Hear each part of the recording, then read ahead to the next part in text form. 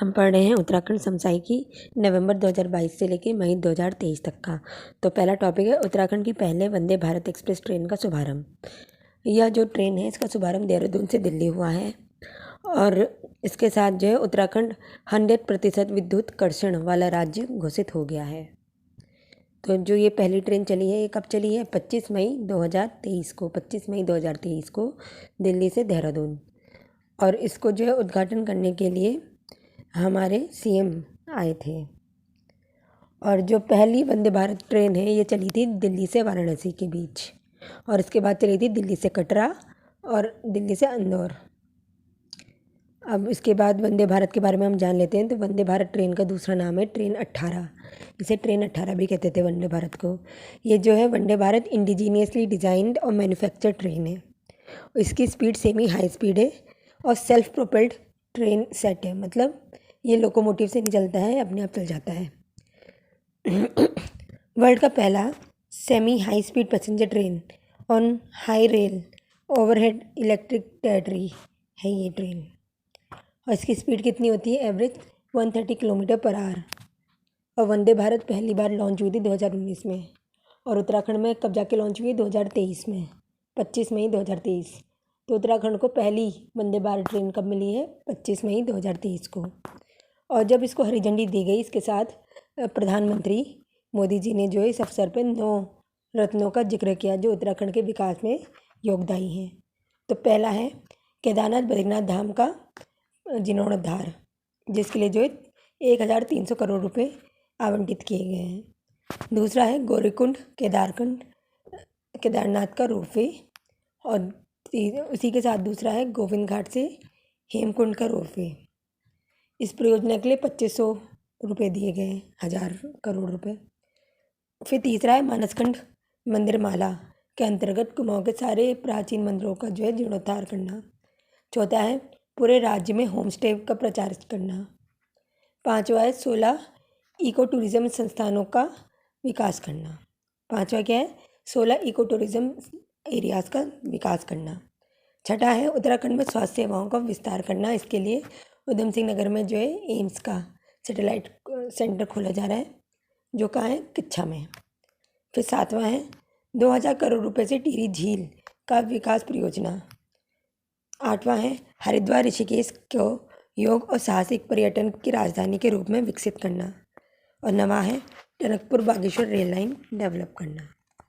अगला है भूपेंद्र यादव ने भारतीय वानिकी अनुसंधान और शिक्षा परिषद देहरादून में सतत भूमि प्रबंधन के लिए उत्कृष्ट केंद्र का उद्घाटन किया। तो इसमें क्या है? भारतीय वानिकी अनुसंधान और शिक्षा परिषद, इसको कहते हैं ICFRE। इसका फुल फॉर्म क्या है? ICFRE, Indian council forestry research and education, English में से कहते हैं। तो इससे हमें पहली चीज़ पता चलता है कि ICFRE जो है ये देहरादून में सिचुएटेड है। और वहाँ पे जो है भूपेंद्र यादव जी जो हैं हमारे अभी करंट के जो हैं पर्यावरण मंत्री हैं, उन्होंने क्या लॉन्च किया है? एक भूमि प्रबंधन के लिए सतत, मतलब सस्टेनेबल लैंड मैनेजमेंट के लिए एक उत्कृष्टता केंद्र खोला है। तो सेंटर ऑफ एक्सीलेंस होता है उत्कृष्टता केंद्र। तो ये जो है सस्टेनेबल लैंड मैनेजमेंट के लिए ICFRE में खोला गया है। अब अंदर ये समझाया गया है कि क्यों खोला गया है, ऐसे तो नहीं खोल देंगे। यह इसलिए खोला गया है क्योंकि प्रधानमंत्री मोदी जी ने 9 सितंबर 2019 को 14वें कॉन्फ्रेंस ऑफ पार्टीज़ में COP14 किसका है? United nation conference combat desertification के लिए। देखो COP अलग अलग है, एक COP 27 से 22 है, कहीं पे तो 21-22 नंबर चल रहा है, कहीं पे 14 ही चल रहा है। तो इससे कन्फ्यूज़न नहीं होना है कि ये क्या चल रहा है COP। ये कॉन्फ्रेंस ऑफ पार्टीज़ अलग अलग उसके हैं। एक COP 14 है जो कि डेजर्टिफिकेशन के लिए है, ये अलग कॉन्फ्रेंस होती है। और एक है क्लाइमेट चेंज की कॉन्फ्रेंस है जो पेरिस ट्रीटी का वो कि टेम्परेचर घटाना है उसके लिए। और कॉम्बैट डेजर्टिफिकेशन किसके लिए है? कि हमें जो है लैंड को वापस से फर्टाइल बनाना है, उसे डेजर्टिफाई होने से बचाना है। तो उसी में जो है मोदी ने बोला था कि हम जो है भारत में एक सेंटर सस्टेनेबल लैंड मैनेजमेंट खोलेंगे। तो उसी घोषणा को पूर्ण करते हुए जो है आखिरकार ICFRE में देहरादून में 20 मई 2023 को, कब 20 मई 2023 को COE SLM खोला गया। COE मतलब centre of excellence sustainable land management centre. कहाँ खोला गया? ICFRE में, Indian council forest research education, से हिंदी में कहेंगे भारतीय वानिकी अनुसंधान और शिक्षा परिषद में। ठीक है। और इसे खोलने के लिए कौन गया? माननीय केंद्रीय मंत्री भूपेंद्र यादव जी। अब इसके बाद अगला टॉपिक है मुख्यमंत्री उच्च शिक्षा मेधावी छात्रवृत्ति प्रोत्साहन योजना। ये जो है 31 मई 2023 को उत्तराखंड सरकार ने इसकी मंजूरी दी है। इसमें क्या है? सभी सरकारी डिग्री कॉलेज में हो गया, राज्य के विश्वविद्यालय या परिसरों में जो रेगुलरली मतलब रोज आते हैं पढ़ने के लिए बच्चे आ रहे हैं, उनको ये छात्रवृत्ति मिलेगी। और छात्रवृत्ति कैसे मिलेंगी? 12th में जो है ना 80% मार्क्स होने चाहिए, और आगे के ईयर्स में जो है 60% अंक आने चाहिए, साथ में 75% अटेंडेंस होनी चाहिए। 60% मार्क्स और 75% उपस्थिति होना अनिवार्य है। तो इस योजना में क्या है? स्नातक स्तर पर सभी वर्षों में न्यूनतम 60% अंक के साथ फर्स्ट सेकंड थर्ड जो क्लास में आ रहे हैं बच्चे, उनको छात्रवृत्ति दी जाएगी। मतलब इसका मतलब ये है कि अगर माना किसी क्लास में बच्चे जो है 60% नहीं ला रहे हैं, फर्स्ट सेकंड थर्ड भी आ रहे हैं पर 60% नहीं ला रहे हैं, तो उनको नहीं मिलेगी छात्रवृत्ति।